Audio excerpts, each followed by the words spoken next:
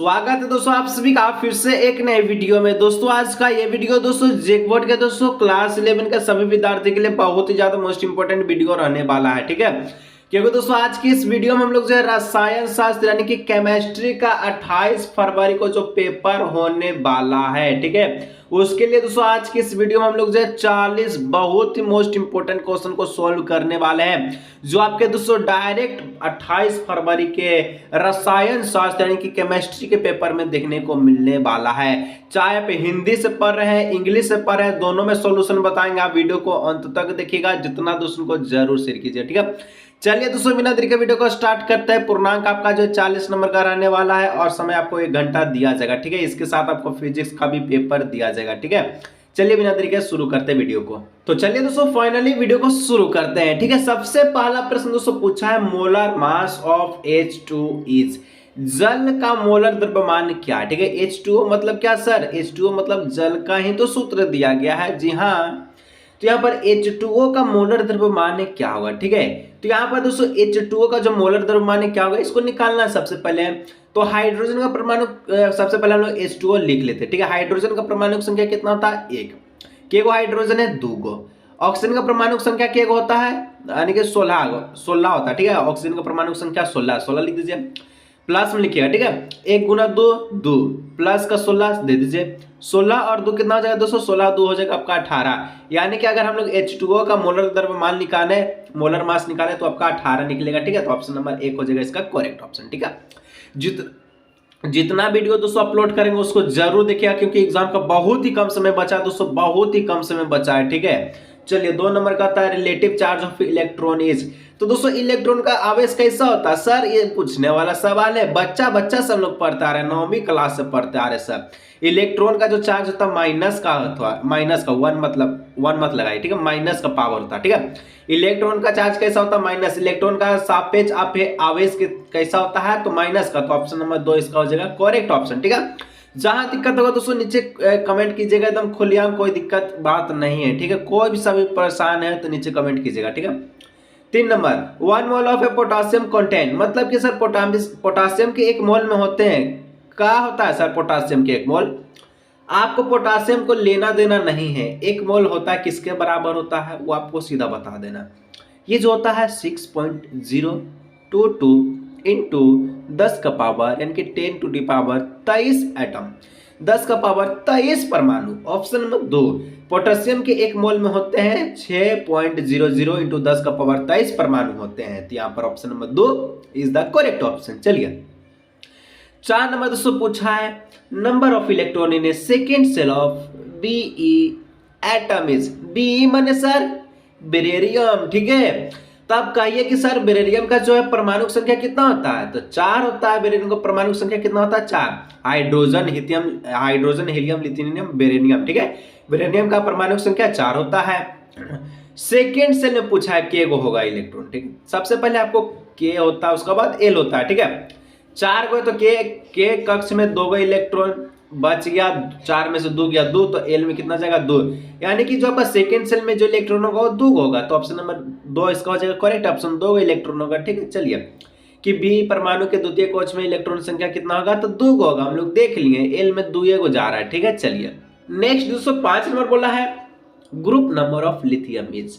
Lithium का वर्ग संख्या है, क्या सर लिथियम का वर्ग संख्या होता है, जी हाँ होता है। कितना होता है 1 होता है, ठीक है। लिथियम का वर्ग संख्या 1 होता है, इसलिए ऑप्शन नंबर 2 हो जाएगा। चलिए 6 नंबर पूछा है मैग्नीशियम इज। मैग्नीशियम कौन से ब्लॉक में आता है, ठीक है। तो सबसे पहले मैग्नीशियम का परमाणु संख्या कितना होता है सर जी, मैग्नीशियम का परमाणु संख्या 12 होता है। 12 लिखिए, इलेक्ट्रॉनिक विन्यास कीजिए 1s2 2s2, ठीक है। उसके बाद सर 2p6 बच गया, क्या 3s2 बच गया। देखा जाए तो 2 दूना 4, 4 6 10 2 12 को तो पूर गया, ठीक है, यानी कि हो गया। तो लास्ट में इसका जो इलेक्ट्रॉन कहाँ पहुंचा है तो 3s2 हुआ, ठीक है। मतलब कि एस ब्लॉक में आया, ठीक है। किस ब्लॉक में आया, एस ब्लॉक में आया। तो यहाँ पर ऑप्शन नंबर 1 हो जाएगा। मैग्नीशियम जो है एस ब्लॉक का तत्व है, एस ब्लॉक का एलिमेंट, ऑप्शन नंबर 1 हो जाएगा। चलिए 7 number number of neutron present in the nucleus दिया गया है क्लोरीन का, ठीक है 13 6 और इसका क्लोरीन का 8 मतलब होगा नाभिक में दोस्तों इतना उपस्थिति नाइट्रोजन का संख्या है, मतलब सर न्यूक्लियस कितना होगा।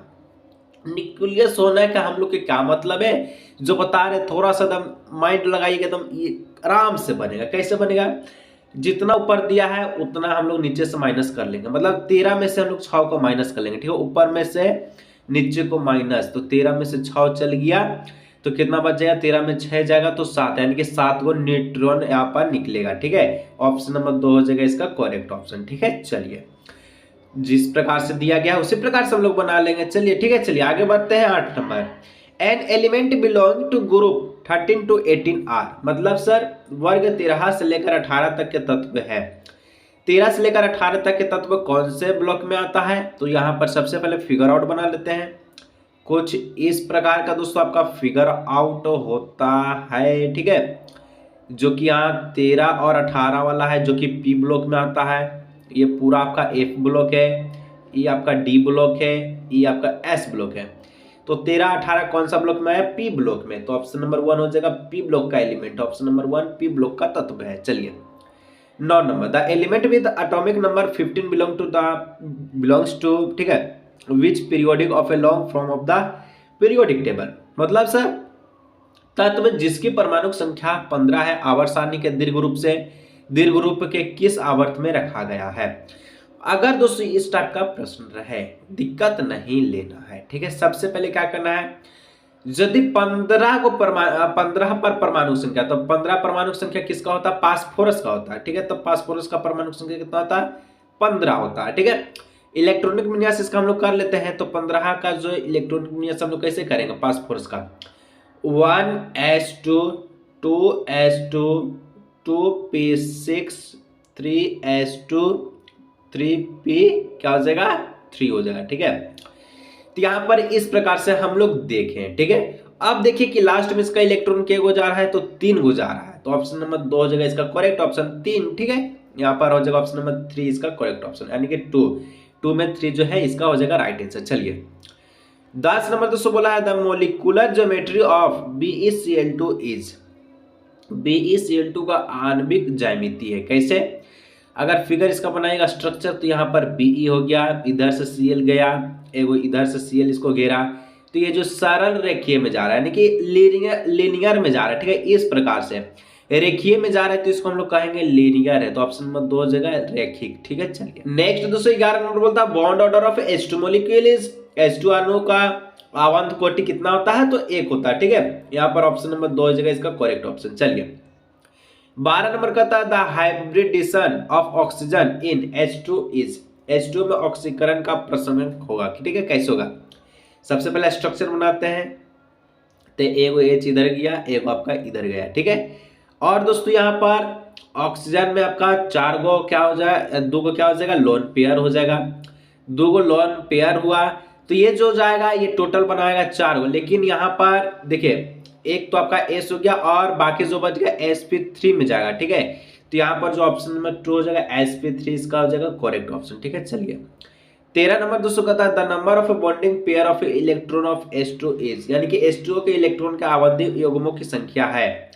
तो यहाँ पर कैसे होगा, सबसे पहले इसका स्ट्रक्चर बना दीजिएगा, तो इसका स्ट्रक्चर कैसे बनेगा, S हो गया, इधर गया आपका ऑक्सीजन, ये आपका गया ऑक्सीजन, ठीक है। इस ऑक्सीजन के पास 2 गो लोन पेयर हो गया, ठीक है, और एस के पास 1 गो लोन पेयर और ऑक्सीजन ये वाला पास 2 गो लोन पेयर, ठीक है। तो यहाँ पर हो गया। अब देखिएगा क्या देखिएगा कि H2O के इलेक्ट्रॉन का आवधिक युग्म की संख्या पूछा है, ठीक है, क्या होगा, तो इसका जो संख्या होगा वो 2 होगा, ठीक है। तो ऑप्शन नंबर 2 हो जाएगा इसका करेक्ट ऑप्शन, ठीक है। चलिए 14 नंबर कहता है Boyle's law is mathematically written has, ठीक है।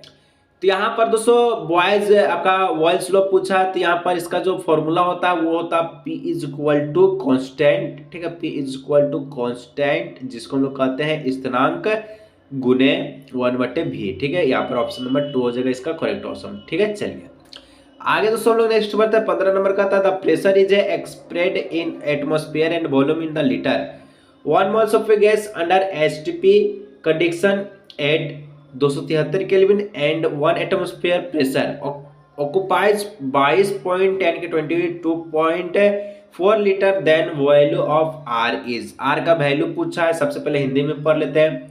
जब दाब वायुमंडल में और आयतन लीटर में व्यक्त किया गया है तो 1 मोल गैस एचटीपी पर 273 केल्विन है और एक वायुमंडल दाब पर 22.4 लीटर आयतन घेरती है, तो आर का मान क्या होगा। तो यहाँ पर सबसे पहले सूत्र पता होना चाहिए। आइडियल गैस इक्वेशन का जो सूत्र होता है क्या होता है, PV is equal to N R T, ये सूत्र होता है। सूत्र में सब चीज बैठा दीजिए। चलिए यहाँ पर हम लोग सूत्र लिखते हैं, ठीक है। इसको थोड़ा ऊपर करते हैं ताकि बनाने में आसान हो, ठीक है। यहाँ पर हम लोग लिख देते हैं, क्या लिखना सर सूत्र में, तो P V is equal to N R T, ठीक है। पी वी लिख दिए। पी का वैल्यू कितना है, तब पी का जो वैल्यू था आपका कितना था, 1 था, ठीक है। और आपका वॉल्यूम कितना है, आयतन कितना है, 22.4 है, तो गुना में 22.4 लिख दीजिए, ठीक है। लिख दिए। एन का वैल्यू कितना है, तो एन आपका 1 है, तो 1 लिख दीजिए। आर हमको निकालना है, ठीक है। टी का वैल्यू कितना दिया है, तो टी का वैल्यू आपका 273 केल्विन है। टेम्परेचर का वैल्यू 273 लिख दीजिए, ठीक है। अब हमको आर निकालना है, आर इधर लिखिए, तो ये आपका क्या हो जाएगा, 22.4 लीटर, ये आपका ऊपर जाएगा। 273 इसका गुना में था, इसका भागा में चला जाएगा, ठीक है। इसको डिवाइड दे दीजिए, 22.4 को 273 से डिवाइड दीजिएगा, 0.0821 लीटर एटॉमिक, ठीक है। एटम आपका हो जाएगा केल्विन पर मोल हो जाएगा, ठीक है। इस प्रकार से ऑप्शन नंबर 2 इसका हो जाएगा करेक्ट ऑप्शन, ठीक है। ऑप्शन नंबर 2 हो जाएगा 0.0821 लीटर एटॉमिक, ठीक है, एटम केल्विन पर मोल, ऑप्शन नंबर 2। चलिए 16 नंबर का था दोस्तों द थर्मल, ठीक है, द थर्मोकेमिकल रिएक्शन, मतलब कि यहाँ पर जो रिएक्शन दिया गया है ये कौन सा एग्जाम्पल का है। ऊष्मा रासायनिक समीकरण जो दिया गया है एक उदाहरण है, किसका उदाहरण है ये जो आपको बताना है, ठीक है। यहाँ पर दोस्तों मिथेन है, ठीक है, जो कि ऑक्सीजन के साथ क्या कर रहा है, अभिक्रिया कर रहा है, ठीक है। तो यहाँ पर CO2 बनाया और पानी बनाया, ठीक है। यहाँ पर पहले बोल दे रहा है इंथैल्पी ऑफ कंबुशन दे रहा है, यानी कि आपका ये क्या दे रहा है, दहन एंथैल्पी का है, तो ऑप्शन नंबर 2 हो जाएगा। पहले से संकेत बना दिया, तो ऑप्शन नंबर 2 इसका हो जाएगा करेक्ट ऑप्शन। चलिए 17 नंबर कहता है in change of a state H, ठीक है, जो कि आपका ये लिक्विड है और ये जो तीर का निशान बना के बोल रहा कि ये सॉलिड बना दिया, तो sign of A entropy change is, मतलब कि अवस्था परिवर्तन में Hg जो आपका दिया गया जो कि लिक्विड है ये आपका सॉलिड में बदल दे रहा है, तो एंट्रोपी परिवर्तन का चिन्ह क्या होगा। तो देखिए यहाँ पर उल्टा हो रहा है, ठीक है, लिक्विड से सॉलिड में जा रहा है, ठीक है। सॉलिड से लिक्विड नहीं जा रहा है, सॉलिड से लिक्विड नहीं बल्कि लिक्विड से सॉलिड जा रहा है। तो ऐसा कंडीशन में दोस्तों यहाँ पर जो क्या होगा, यहाँ पर हो जाएगा क्या हो जाएगा, तो then S is equal to minus V, ठीक है। ऑप्शन नंबर 2 हो जाएगा इसका करेक्ट ऑप्शन, ठीक है। माइनस लगेगा, ये वाला ऑप्शन गलत है, ठीक है, पहला वाला, ठीक है। चलिए 18 इफ डेन जे क्या दिया गया है, तो आपका ये आपका क्या है, तो 0 से छोटा है, ठीक है। डेंजी जब स्मॉल रहेगा 0 से तो क्या होगा, यदि डेंजी 0 से छोटा है तो क्या होगा, तो ये आपका द प्रोसेस इज स्पॉन्टेनियस हो जाएगा, ऑप्शन नंबर 1 हो जाएगा, यानी कि प्रक्रम स्वतः परिवर्तित होगा, ठीक है। ऑप्शन नंबर 1 हो जाएगा, ठीक है। चलिए यहाँ पर दोस्तों हम लोग जो अभी 18 ही प्रश्न को सोल्व किया दोस्तों, और आगे का जो प्रश्न नेक्स्ट वीडियो में आएगा, क्योंकि दोस्तों तबीयत बहुत ज्यादा खराब है, ठीक है, बहुत बोल नहीं पा रहे, ठीक है। तो आगे का दोस्तों नेक्स्ट वीडियो जल्दी से आने वाला, आप इंतजार कीजिए और इसको पढ़िए, ठीक है।